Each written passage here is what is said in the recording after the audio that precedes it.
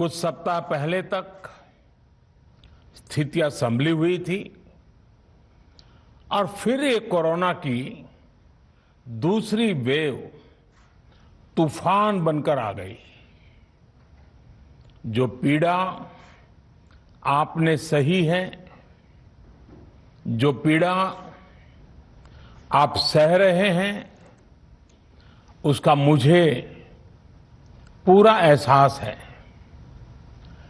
जिन लोगों ने बीते दिनों में अपनों को खोया है, मैं सभी देशवासियों की तरफ से उनके प्रति संवेदनाएं व्यक्त करता हूं।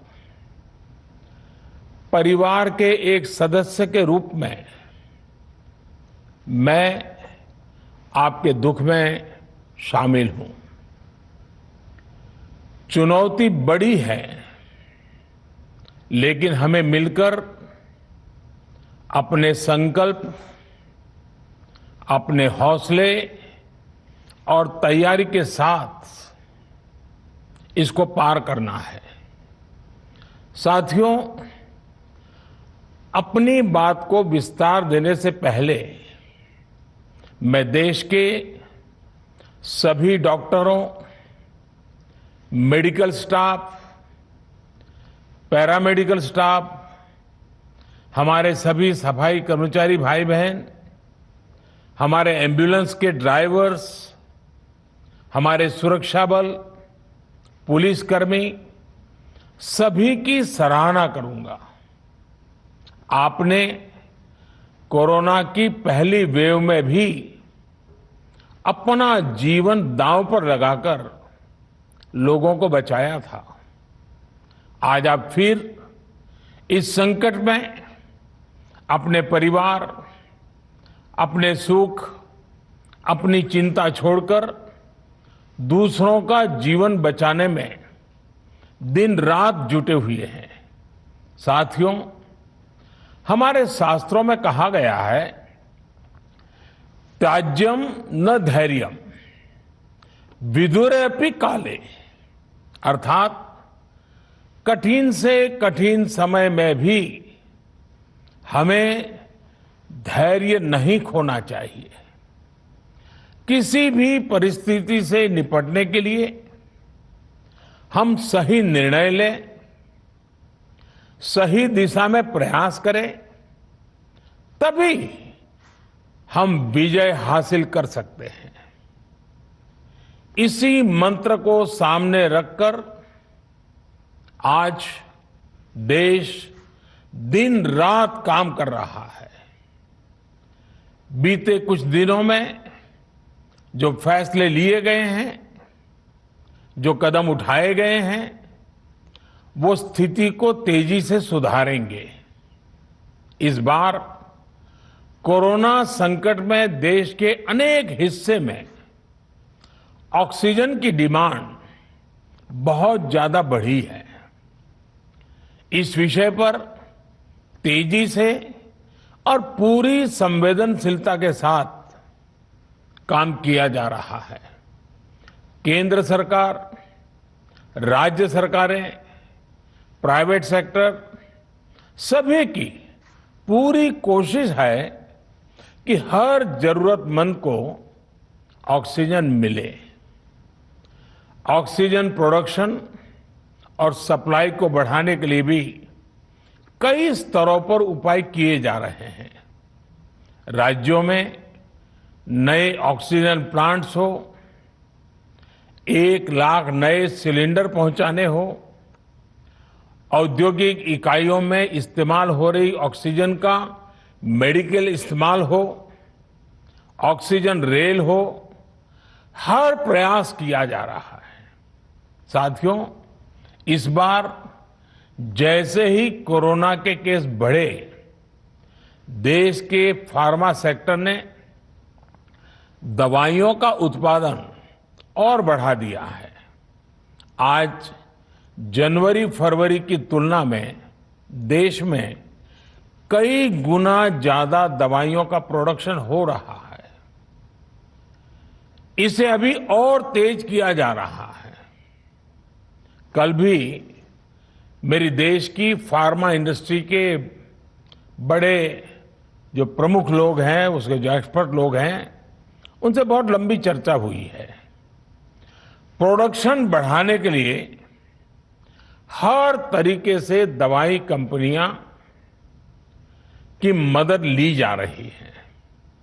हम सौभाग्यशाली हैं कि हमारे देश के पास इतना बड़ा मजबूत फार्मा सेक्टर है जो बहुत अच्छी और तेजी से दवाइयां बनाता है। इसके साथ ही अस्पतालों में बेड की संख्या को बढ़ाने का भी काम तेजी से चल रहा है। कुछ शहरों में ज्यादा डिमांड को देखते हुए विशेष और विशाल कोविड हॉस्पिटल बनाए जा रहे हैं। साथियों, पिछले वर्ष जब देश ने कोरोना के कुछ ही मरीज सामने आए थे, उसी समय भारत में कोरोना वायरस के खिलाफ प्रभावी वैक्सीन के लिए काम शुरू कर दिया था। हमारे वैज्ञानिकों ने दिन रात एक करके बहुत कम समय में देशवासियों के लिए वैक्सीन विकसित की है। आज दुनिया की सबसे सस्ती वैक्सीन भारत में है। भारत की कोल्ड चेन व्यवस्था के अनुकूल वैक्सीन हमारे पास है। इस प्रयास में हमारे प्राइवेट सेक्टर ने इनोवेशन और एंटरप्राइज की भावना का बेहतरीन प्रदर्शन किया है। वैक्सीन्स की अप्रूवल्स और रेगुलेटरी प्रोसेसेस को फास्ट ट्रैक पर रखने के साथ ही सभी साइंटिफिक और रेगुलेटरी मदद को बढ़ाया गया है।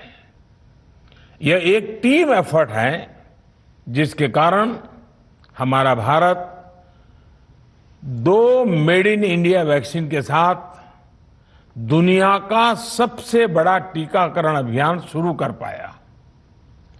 टीकाकरण के पहले चरण से ही गति के साथ ही इस बात पर जोर दिया गया कि ज्यादा से ज्यादा क्षेत्रों तक, जरूरतमंद लोगों तक वैक्सीन पहुंचे। दुनिया में सबसे तेजी से भारत में पहले 10 करोड़, फिर 11 करोड़ और अब 12 करोड़ वैक्सीन डोज दिए गए हैं। आज कोरोना से इस लड़ाई में हमें हौसला मिलता है कि हमारे health care workers, frontline corona warriors और सीनियर सिटीजन्स के एक बड़े हिस्से को वैक्सीन का लाभ मिल चुका है। साथियों, कल ही वैक्सीन को लेकर हुए एक और अहम फैसला भी हमने किया है। 1 मई के बाद से 18 वर्ष के ऊपर के किसी भी व्यक्ति को वैक्सीनेट किया जा सकेगा। अब भारत में जो वैक्सीन बनेगी उसका आधा हिस्सा सीधे राज्यों और अस्पतालों को भी मिलेगा। इस बीच गरीबों, बुजुर्गों, निम्न मध्यम वर्ग के लोग, 45 वर्ष की आयु के ऊपर के व्यक्तियों के लिए केंद्र सरकार का जो वैक्सीन कार्यक्रम चल रहा है वो भी उतनी ही तेजी से जारी रहेगा। पहले की तरह ही सरकारी अस्पतालों में मुफ्त वैक्सीन मिलती रहेगी, जिसका फायदा, जैसा मैंने कहा, हमारे गरीब परिवार हो, हमारे मध्यम वर्ग, निम्न मध्यम वर्ग के परिवार हो, वो उनका लाभ उठा सकेंगे। साथियों, हम सभी का प्रयास जीवन बचाने के लिए है और जीवन बचाने के लिए तो है ही, प्रयास से भी ये है कि आर्थिक गतिविधियां और आजीविका कम से कम प्रभावित हो, प्रयास का तरीका यही रखा जाए। वैक्सीनेशन को 18 वर्ष की आयु के ऊपर के लोगों के लिए ओपन करने से शहरों में जो हमारे वर्कफोर्स है उसे तेजी से वैक्सीन उपलब्ध होगी। राज्यों और केंद्र सरकार के प्रयासों से श्रमिकों को भी तेजी से वैक्सीन मिले लगेगी। मेरा राज्य प्रशासन से आग्रह है कि वो श्रमिकों का भरोसा जगाए रखे। उनसे आग्रह करें कि वो जहां है वहीं रहे। राज्यों द्वारा दिया गया ये भरोसा उनकी बहुत मदद करेगा कि वो जिस शहर में हैं वहीं पर अगले कुछ दिनों में वैक्सीन भी लगेगी और उनका काम भी बंद नहीं होगा। साथियों, पिछली बार जो परिस्थितियां थी वो अभी से काफी भिन्न थी। तब हमारे पास इस वैश्विक महामारी से लड़ने के लिए कोरोना स्पेसिफिक मेडिकल इंफ्रास्ट्रक्चर नहीं था। आप याद करिए देश की क्या स्थिति थी। कोरोना टेस्टिंग के लिए पर्याप्त लैब नहीं, पीपीई का कोई प्रोडक्शन नहीं, हमारे पास इस बीमारी के ट्रीटमेंट के लिए कोई खास जानकारी भी नहीं। लेकिन बहुत ही कम समय में हमने इन चीजों में सुधार किया। आज हमारे डॉक्टरों ने कोरोना के इलाज की बहुत ही अच्छी एक्सपर्टीज हासिल कर ली है। वो ज्यादा से ज्यादा जीवन बचा रहे हैं। आज हमारे पास बड़ी मात्रा में पीपीई किट्स हैं, लैब्स का बड़ा नेटवर्क है और हम लोग टेस्टिंग की सुविधा को निरंतर बढ़ा रहे हैं।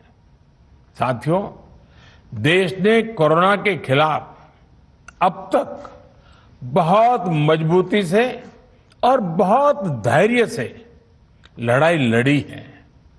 इसका श्रेय आप सभी को, सभी देशवासियों को ही जाता है।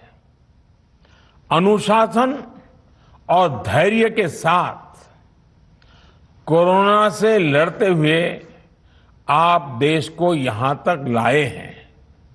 मुझे विश्वास है जन भागीदारी की ताकत से हम कोरोना के इस तूफान को भी परास्त कर पाएंगे। आज हम अपने चारों ओर देख रहे हैं कि कैसे कई लोग, कई सामाजिक संस्थाएं जरूरतमंदों तक मदद पहुंचाने में दिन रात जुटे हैं। दवाई पहुंचाना हो, खाने या रहने की व्यवस्था करनी हो, लोग पूरे मनोयोग के साथ काम कर रहे हैं। मैं इन सभी के सेवा भाव को आदरपूर्वक नमन करता हूं और देशवासियों से अपील करता हूं कि अधिक से अधिक मात्रा में इस संकट की घड़ी में देशवासी आगे आएं और जरूरतमंदों तक मदद पहुंचाएं। समाज के पुरुषार्थ और सेवा के संकल्प से ही हम ये लड़ाई जीत पाएंगे। मेरा युवा साथियों से अनुरोध है कि वो अपनी सोसाइटी में, मोहल्ले में, अपार्टमेंट्स में छोटी छोटी कमेटियां बनाकर कोविड अनुशासन पालन करवाने में मदद करें। हम ऐसा करेंगे तो सरकारों को न कभी कंटेनमेंट जोन लगाने की जरूरत पड़ेगी, न कर्फ्यू लगाने की जरूरत पड़ेगी और लॉकडाउन का तो सवाल ही नहीं उठता है, आवश्यकता ही नहीं पड़ेगी। स्वच्छता अभियान के समय देश में जागरूकता फैलाने के लिए मेरे बाल मित्रों ने बहुत मदद की थी। छोटे छोटे बालक, 5वीं, 7वीं, 8वीं, 10वीं में पढ़ने वाले, उन्होंने घर के लोगों को समझाया था, मनाया था। उन्होंने बड़ों को भी स्वच्छता का संदेश दिया था। आज मैं फिर अपने बाल मित्रों से एक बात विशेष तौर पर कहना चाहता हूं। मेरे बाल मित्र, घर में ऐसा माहौल बनाइए कि बिना काम, बिना कारण घर के लोग घर से बाहर न निकले। आपकी जीत बहुत बड़ा परिणाम ला सकती है। प्रचार माध्यमों से भी मेरी प्रार्थना है कि ऐसे संकट की घड़ी में वो लोगों को सतर्क और जागरूक करने के लिए जो प्रयास कर रहे हैं उसे और बढ़ाएं। इसके साथ ही इसके लिए भी काम करें कि डर का माहौल कम हो सके, लोग अफवाह और भ्रम में न आए। साथियों, आज की स्थिति में हमें देश को लॉकडाउन से बचाना है। मैं राज्यों से भी अनुरोध करूंगा कि वो लॉकडाउन को अंतिम विकल्प के रूप में ही इस्तेमाल करें। लॉकडाउन से बचने की भरपूर कोशिश करनी है और माइक्रो कंटेनमेंट जोन पर ही ध्यान केंद्रित करना है। हम अपनी अर्थव्यवस्था की सेहत भी सुधारेंगे और देशवासियों की सेहत का भी ध्यान रखेंगे।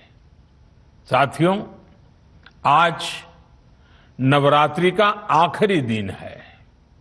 कल रामनवमी है और मर्यादा पुरुषोत्तम श्री राम का हम सभी को यही संदेश है कि हम मर्यादाओं का पालन करें।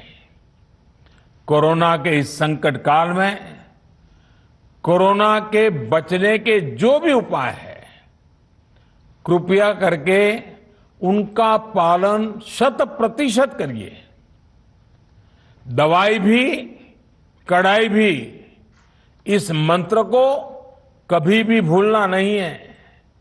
ये मंत्र जरूरी है, वैक्सीन के बाद भी जरूरी है। रमजान के पवित्र महीने का भी आज 7वां दिन है। रमजान हमें धैर्य, आत्मसंयम और अनुशासन की सीख देता है। कोरोना के खिलाफ जंग जीतने के लिए अनुशासन भी, उसकी भी उतनी ही जरूरत है। जब जरूरी हो तभी बाहर निकले। कोविड अनुशासन का पूरा पालन करें।